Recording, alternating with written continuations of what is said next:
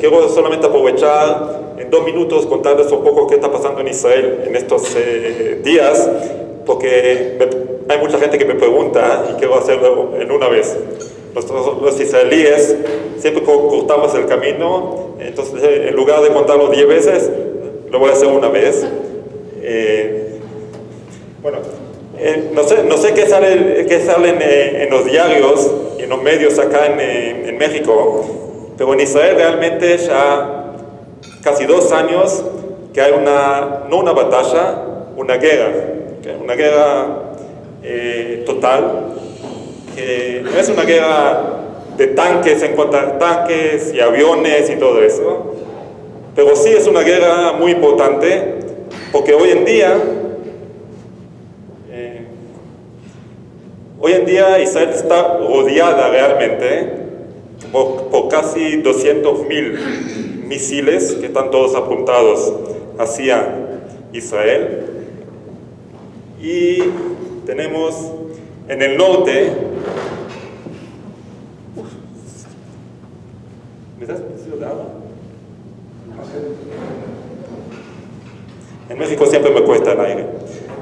Y en el norte tenemos a Hezbollah, no sé si escuchamos acá en México. Bueno, en Siria también está Hezbollah hoy en día, porque los sirios como que invitaron a Hezbollah que los ayuden. Y tenemos también los rusos en Hezbollah, en Siria, que no son enemigos de nosotros, pero tampoco son nuestros amigos.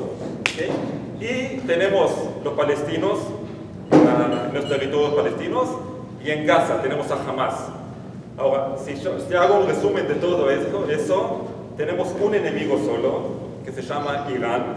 ¿Por qué digo Irán? Porque Irán es el patrón tanto de Hamas como de Hezbollah.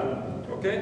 Hezbollah no mueve un soldado, no lanza un misil sin recibir la orden de Hezbollah, de Irán. Lo mismo Hamas en Gaza. ¿Okay? Entonces, Irán hoy llegó a un punto, de una manera muy inteligente, que nos rodea hoy en día, aunque no tenemos frontera con Irán, pero nos rodea, y realmente es una amenaza.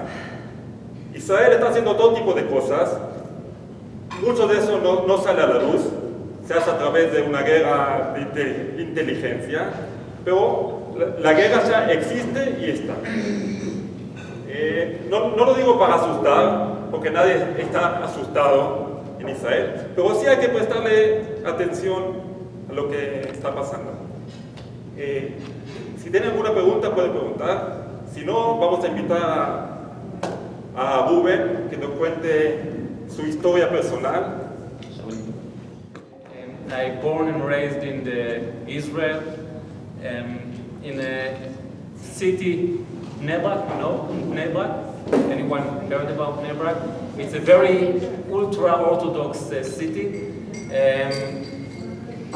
But as you see, I'm religious, but not very ultra. My kippah is very small. So I born, but as a very good Jewish child. Like, do everything that my parents want me to do.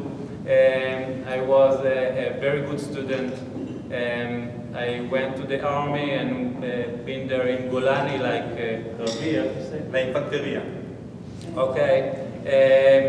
After the army, I was married with the most beautiful girl in the world, and my wife. And I learned and be an engineer. Okay, like Jewish mother dream. I told him because I like to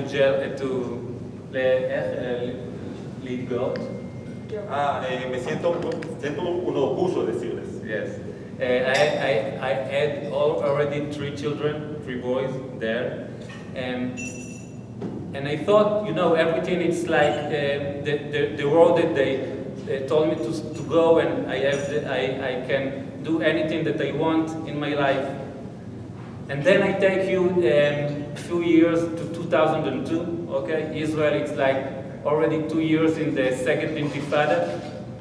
I believe that everyone is remember the second. I don't know if you didn't live in Israel, but for someone that lived in Israel in these years, it was very, very difficult because the war was in the street, in the places that we are living. Every day, sometimes twice a day, a terrorist came and exposed themselves in the buses, in the coffee, in the line to I don't know, to a place that you want to go out and dance. Everything was very difficult in Israel. People try to do less thing outside and try to do more things inside. They don't send their children to school by buses. They don't go and make parties outside. Everything is inside. In 2002, the very famous thing that happened in this year, in the Leil Seder, in the Passover in this year, people that want to celebrate the Leil Seder go to a hotel in Netanya, and the terrorist came into the dining room, exposed himself, and 30 people was killed there.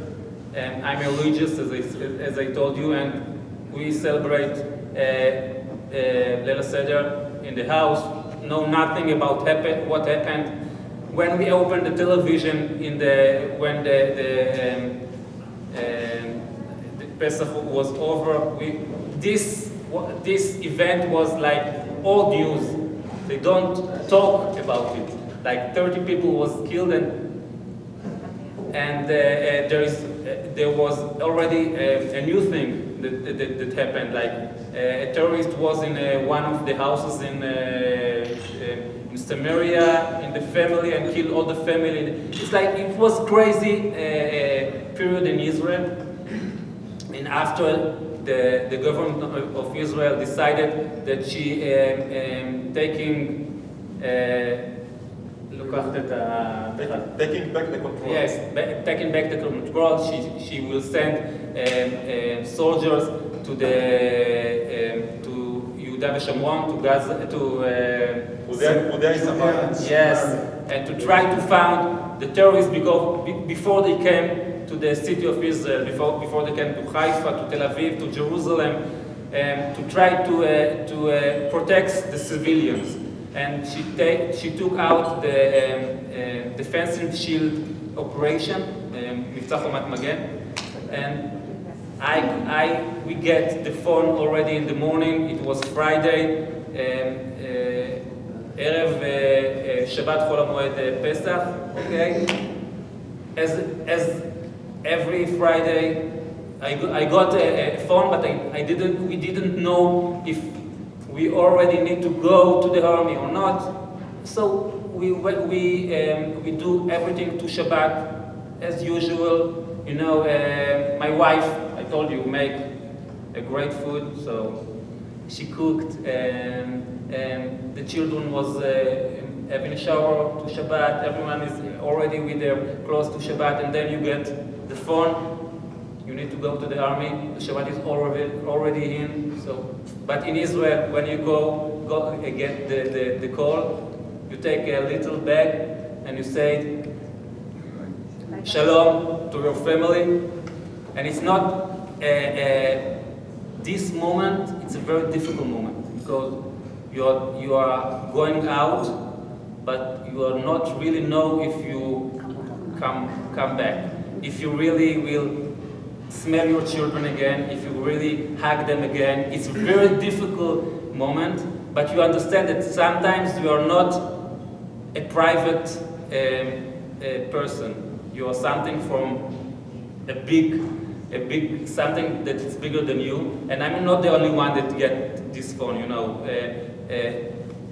100,000 of men in this day go out from the house and go to protect the families. A friend of mine came, take me in his car, and we went to make like training before we go to the.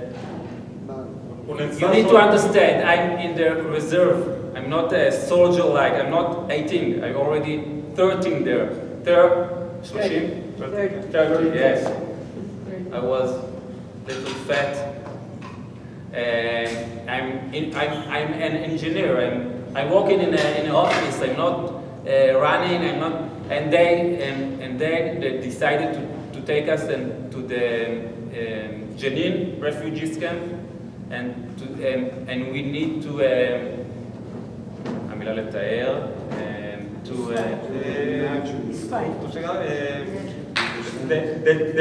de limpiar la zona terrorista, to try to clean the refugees camp from terrorists. It was a place that a lot of terrorists came out to all the place from Haifa and the north of Israel. A lot of terrorists explode from there, and they decided that we are going in to clean this place and to understand. It's like a neighborhood here in Mexico City, very crowded. You need to go every house, every room to find if there is someone that can threat you, and you need to understand that there are sometimes that also there is citizens there that are not terrorists. The army told them to go out because they don't want to harm them, but there are people that decided to stay there, not to go out. So we need also to protect ourselves, but try not to harm some that not to be harmed. And always outside in the media, all over the world, they say that we are making like tevach, massacre. Yes, here, so the government tell us do it faster because we need to close it. So we try to protect ourselves, we try to protect the civilians, and we need to do everything very, very fast. There is not electricity in the camp, okay? The food, we need to run all the day to the beginning of the camp to take food because we don't have food inside the houses. There was like 1 week, 10 days, we go to the Yom HaShoah, the Holocaust Day. Okay, it's coming after Pesach. We already been in the camp, and there was the evening. We make like a little ceremony together. Our commander, we talk about that now we are soldiers and we can protect ourselves, our nation, not like before. Not like in the Holocaust that everyone do to us as he wish. And in this night we get the order to go and to try to clean another house. We go there in the night, but it was very open, yes, because after we clean the house, we need to be there in the morning, in the day, until they give us another mission. So the commander in the place decided, no, this house is not good to be there. We will go to another house. Okay, and we tried to get in, but there was a very there was a shield. No, it's not a shield. A door. Very. איך אומרים דלת פלדה? Una puerta blindada. Okay, and we tried to open it, but we can't. So all the soldiers were waiting in the yard, and the commander tried to put like a mini explosion to open it, that we can get into the house. It was still the morning is need to come in a few hours, but it's also late. You need to understand we are after a long days there in the camp. We are tired, and some of us sitting, someone up. I was very preparado. And few seconds before, I was changing my place from here to there because I felt here that I have like something that protect me. Yes. So when the little explosion was doing, like the doors of איך אומרים דלתות הגיהנום נפתחו? La puerta del infierno se abrieron. Was open, like everywhere, from every place, was shooting at us from the building. We were down, and they shoot from the. And in the beginning, you don't understand what happened. You like in shock, and then you are walking like a robot. What they say to you in the training, you are doing. You're looking who is shooting. Where is the shooting coming from, and you try to shoot back, I understand that the soldier that is sitting before me is not doing anything, so I try to move it, to say they are shooting on us, try to shoot back, it do nothing, and then after a few minutes I saw like a light coming to me, and it's like, איך אומרים פגע לי was ברגל? It hit you in the leg. It hit me in my leg, yes, and I feel like very, very painful and understand that I was injured. A few minutes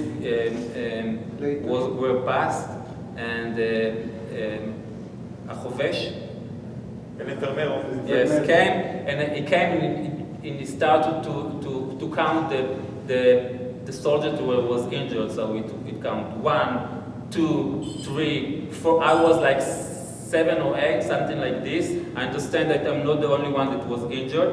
He helped me. He put like Bandage. yes, baggage, and he and another soldier took me to a place that it was more protected, and I lying there trying with my weapon to shoot, not to shoot, to find if someone is coming from another place. I don't feel anything. I like a robot, okay? Like everything, it's like, and I hear like soldiers shouting and exploding and like a war happening. After a few minutes, they called me that there is someone that came to לחלץ. Para sacarnos de ahí. Presionar. Llegó el auxilio. לחלץ. So I took I going to there. I was on my knees, yes.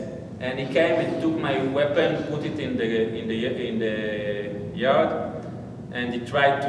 He wanted to take me on his shoulder. Okay, he was like a very big soldier, and then I saw like a חוט של אש. חוט? Hilo de fuego. Un hilo de fuego. Yes, coming from above, it was הוא נפגע? איך אומרים? Le pegó un tiro que le vino a sacar. אני אגיד את זה בעברית עכשיו. אני שוכב שם. Yo estaba acostado ahí. והוא בא לקחת אותי. Él me vino a sacar el soldado. ואני רואה חוט של אש מגיע מלמעלה. De repente vi como un hilo de fuego que llega desde arriba. והוא פוגע בו. Y le pega al soldado. והוא צועק איי ונופל ונהרג. Grita ay, cae y muere. And I'm there, and I don't understand. I understand that there is a fire, and I understand that I need to go back to the place that I were there, and I take myself there, and then I hear like דממה, כאילו שקט, דממת מוות. Escuchó un silencio. Yes, and I looking back and I saw the other soldiers that all the time call from לחילוץ, ביקש לעבור לחלץ. Miro para atrás y veo que los otros soldados que estaban ahí, que estaban llamando al auxilio. It also was dead, like it's like his head was in the wall, and I'm there, on my stomach, and then I understand that I don't have weapon because it took my weapon, and then I heard voices in Arabic, like counting us again, but in Arabic, like wahad, tenin, talate, arba, and I understand that they're coming to me. I don't have weapon. Okay, what I'm going to do, and I understand that I have like a grenade in my pouch, and I took it out and I took the pin. I said, okay, like in Hebrew we say, "Tamut nafshi im plishtim." Like, dice que si ellos llegan, yo me voy junto con ellos, exploto junto con ellos. they will not take me like this. If they can, we will go together. No me van a llevar así vivo. So I'm there without the pin, with the grenade in my hand, and I'm waiting, and they didn't come till me. I after know that they took three bodies of soldiers and make from them like milkeduta. Se llevaron 3 cuerpos de soldados israelíes que le pusieron explosivos a los cuerpos. That if someone will come and try to take the bodies, so he will be also harmed. Yes. But I'm lying there on my, and I with the grenade, with not a pin, and I don't know what to do because if I throw it back, maybe they are a friend of mine. Maybe it will. If I be with my hand and someone will try to survive me, maybe will be harmed from the grenade. Maybe I will. איך אני אאבד הכרה, איך אומרים? Voy a perder el הכרה, Alex. El conocimiento. El conocimiento. And the grenade will. So what I can do. So I try to take the pin and try to put it back to the yes. So I try with. It's like the pin. It's like. Grenade. Yes, and I try to do it like this and to try back. It's, I don't know how time was there, but all the time I like thinking about my children, thinking about my wife. Omer perek Tehillim, okay, all the time, and the sun is already shine. And the body like make you feel it's give you the feeling that everything is okay. It's like you are a little dizzy because you don't have blood and you stay there. And then I heard someone call my name, and I understand that they understand that I'm there. I told them don't come because I remember what happened to the last one that came. But they came and they took me out. And when they took me out, I saw what happened in the yard. Like 13 of my friends was killed there.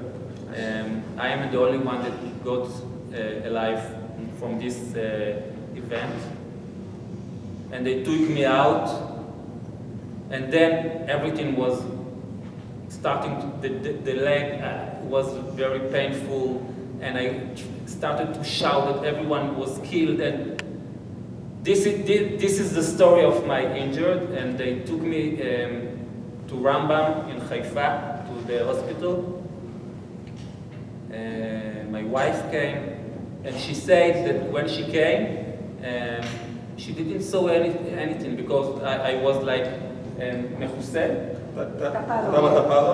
Yes, but she saw only my face, and then she understand. She understand that nothing will be the same that what was till now. And it was like 2 years that I was in the hospital, in and out with surgery, and you know, Israel, it's like it's very good to go back to life. You know, if something happened, they take water, and after 1 hour there are buses, and yes, and so all the so the children go back to school, and my wife go back to work. But I was still there in the bed after 2 years, looking on the ceiling and saying, okay, what I'm doing now? And I decided that I can do to cry and to say why it happened to me, it's not fair. But I decided to take the other side. I decided to try to go out. I try to make one step by another, okay? And there gone the Beit Halojem, because you try to find a place that there are people that understand a little of what you feel, yes, or of what you suffer. Because a lot of time you believe that no one understands what happened to you. No one understands what are you feeling, and you are also don't want to make like להיות לעומס, כאילו No quiero hacer un peso sobre otra persona. because your wife already do a lot of things that you did in the past, and now she is like also the father and the mother, and you try to make it like, and the Beit Halojem make you a place that you can find yourself again, to your rehabilitation. There is a gym that is like for איך אומרים, מתאים לכל הסוגי הנכויות. Hay un gimnasio que está adaptado especialmente a todo tipo de heridas. So also if you go with a wheelchair to a regular gym, you can do nothing, okay? But there you can practice. So I found myself, and after you injured, you feel like you are nothing, because you feel like you feel broken. And then you started like to build yourself again. So I decided that I tried to use sport to take my life back. I tried to be an engineer, but it wasn't. I couldn't. So I started to make like in the beginning in the gym in the Beit Halojem, and then Beit Halojem have also. Hugim? Cursos. Yes, and one of them was like Remo, rowing in the Yarkon. So I said, okay, let's try it. And you need to build yourself also a schedule, because everyone go out and you need to go out in the morning to do something, because if you are in the house, staying in the house, it's like dying, okay? So I started to grow, okay? And after a few months, they asked me if I want to try to compete in Israel. I said, okay, let's try to compete. So I compete and I was good. And I try again, it made me like feel good with myself. And they decided to make like a boat of 4 people. And we decided to try to compete not also in Israel, but also worldwide. Yes, abroad with another. After all, I was represented Israel like in 3 Paralympic Games. In Beijing 2008. In London 2012, and also in Rio 2016, there in a boat of double. Everything was like איך אומרים, ארגון הגג? Cada equipo tenía su institución. Yes, it was the Beit Halojem. He is the one that giving the boat, giving because as a person you cannot buy boat and trying to go and row in it. You need a boat that מתאימות לנכים. Que está adaptado para gente tipo. It's another boat. So Beit Halojem take on himself to buy this boat, to ללוות בתחרויות, to acompañarlos cuando salen a competir. Yes.